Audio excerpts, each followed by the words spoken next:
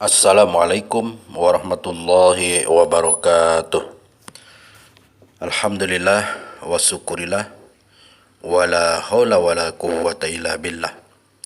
Pemirsa yang dimuliakan Allah Subhanahu wa taala, pada awalnya Islam di bawah kepemimpinan Rasulullah sallallahu alaihi wasallam ditampilkan secara jama'i atau terkomando. Jadi jamaah itu terdiri ada imam dan makmum. Imam adalah pemimpin dan makmum adalah pengikut, dan dia berdedikasi serta taat kepada imamnya. Apapun yang dikomandokan oleh imamnya, maka makmum mengikutinya. Itulah bentuk Islam yang pada awalnya ditampilkan oleh Rasulullah SAW, oleh para sahabat, dan kemudian oleh ulama-ulama atau para imam yang masih punya kredibilitas dan kesetiaan terhadap risalah Rasulullah SAW. Sebelum pembahasan ini dilanjutkan, jangan lupa mari kita dukung channel ini dengan cara mensubscribe, like, and share, serta komennya demi untuk kemajuan channel ini. Pemirsa yang dirahmati Allah Subhanahu wa taala, setelah kejatuhan Daulah Bani Utsmaniyah di Turki yang kelak ditandai sebagai titik awal daripada runtuhnya peradaban Islam di dunia secara umum, tidak bisa disangkal bahwa gerakan-gerakan serta upaya-upaya terus dilakukan untuk mengembalikan kejayaan Islam ini terus dilakukan oleh tokoh-tokoh Islam di berbagai penjuru dunia. Ada Sayyid Jamaluddin Al-Afghani dengan pan-islamismenya di India. Ada Syekh Hasan Al-Banna dengan Ikhwanul Musliminnya di Mesir. Ada Abul A'la Al-Maududi dengan Jamiat Al-Islamiyahnya di Pakistan, dan yang lain-lainnya. Tak ketinggalan juga di Indonesia tokoh-tokoh dan pemimpin-pemimpin Islam yang sejak lama telah melakukan usaha yang sama, usaha untuk mewujudkan sebuah masyarakat Indonesia yang Islami. Telah diperjuangkan sejak sebelum kemerdekaan Indonesia ini hingga kini. Berbagai strategi telah diuji coba, mulai dari yang berbentuk gerakan kultural, gerakan pendidikan dan ilmu pengetahuan, gerakan ekonomi, gerakan dakwah, sampai gerakan yang bersifat politik. Mulai dari yang bersifat kooperatif sampai yang bersifat konfrontatif pun pernah dilakukan. Namun hingga kini hasilnya masih sangat jauh dari harapan. Inilah bukti bahwa betapa pentingnya Islam itu ditampilkan secara jama'i, seperti yang dilakukan oleh Rasulullah, kemudian dilanjutkan oleh Khulafaur Rasyidin, serta khilafah-khilafah Islamiyah di kemudian hari. Islam ditampilkan secara terkomando, dan Islam dijadikan sebuah satu kesatuan sistem yang mengatur seluruh sendi-sendi kehidupan manusia. Jika Islam tidak ditampilkan demikian, maka wajar akan muncul berbagai golongan masyarakat Islam sebagai bentuk polarisasi karena tidak adanya imam dan komando yang terpusat.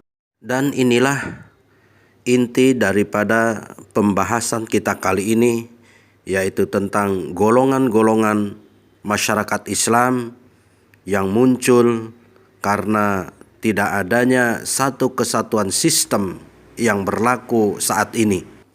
Yang pertama yaitu golongan anti pembaharuan. Yang termasuk golongan ini adalah mereka yang mengisolir diri, tidak mau tahu kultur asing. Akan tetapi dalam waktu yang bersamaan mereka dilumuri oleh hal-hal yang bukan Islam. Golongan yang kedua adalah kelompok yang menganggap bahwa agama itu urusan pribadi-pribadi atau private and personal. Mereka berpendapat dan berusaha agar jangan mengkaitkan agama dengan politik, negara, ekonomi, budaya, dan sebagainya. Padahal kalau kita merujuk Islamnya Rasulullah itu bukan hanya di masjid dan musola saja, akan tetapi Islam ditampilkan di pasar, Islam ditampilkan untuk mengatur masyarakat dan sistem hidup. Islam juga dijadikan sebagai landasan untuk mengatur negara dan berpolitik, ekonomi, dan budaya. Golongan yang ketiga adalah kaum apologis atau golongan apologis. Golongan ini adalah mereka yang selalu bersembunyi di balik alasan-alasan logis untuk sekedar mempertahankan diri atau untuk menghibur diri. Mereka Islam dan tidak mau juga dikatakan sebagai golongan anti pembaharuan atau Islam kolot.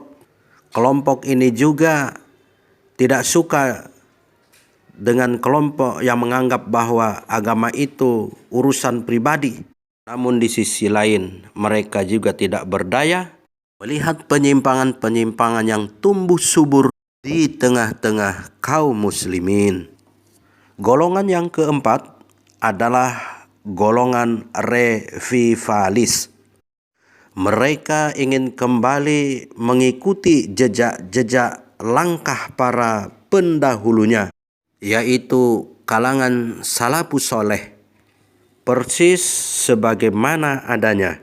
Mereka ingin menampilkan Islam ini berperan sebagaimana yang telah dilakukan oleh kalangan salaf, yaitu orang-orang yang hidup pada masa Rasulullah, yaitu para sahabat yang pernah sukses tampil sebagai pemimpin, namun mereka tetap terjaga akidah dan keimanannya.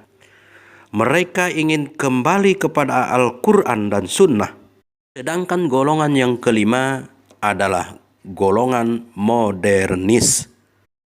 Golongan ini adalah mereka yang ingin menimba Islam dari sumber aslinya. Kemudian ia menyajikannya dengan bahasa yang dipahami oleh masyarakat pada abad ini. Mereka ingin maju bersama Al-Quran serta Sunnah dan mengambil peran di tengah-tengah masyarakat dalam rangka mengembalikan kejayaan peradaban Islam. Lalu apa urgensinya kita membahas dan mengetahui kelima golongan yang ada di tubuh masyarakat Islam itu dalam persoalan mengangkat kembali isu pentingnya hidup kembali kepada Islam demi kemuliaan hidup kita? Maka tentunya kita harus menyadari sepenuhnya berada di golongan manakah kita. Karena dari kelima golongan kelompok masyarakat Islam itu yang paling siap melakukan revitalisasi adalah dua kelompok terakhir, yaitu kelompok revivalis dan kelompok modernis. Karena kelompok inilah yang kelihatan lebih maju dalam respon dan mengamalkan Islam di tengah-tengah masyarakat. Sedangkan tiga kelompok sebelumnya, yaitu kelompok apologis, kelompok private and personal, dan kelompok anti pembaharuan, masih perlu banyak pencerahan dari dua kelompok terakhir. Sehingga diharapkan tidak ada lagi konflik di internal umat Islam apalagi hanya dipicu oleh persoalan-persoalan khilafiyah, sungguhnya tidak mendasar dan tidak fundament. Artinya, konflik itu bisa diselesaikan melalui musyawarah atau pembicaraan-pembicaraan internal umat Islam. Allahu a'lam bishawab. Assalamualaikum warahmatullahi wabarakatuh.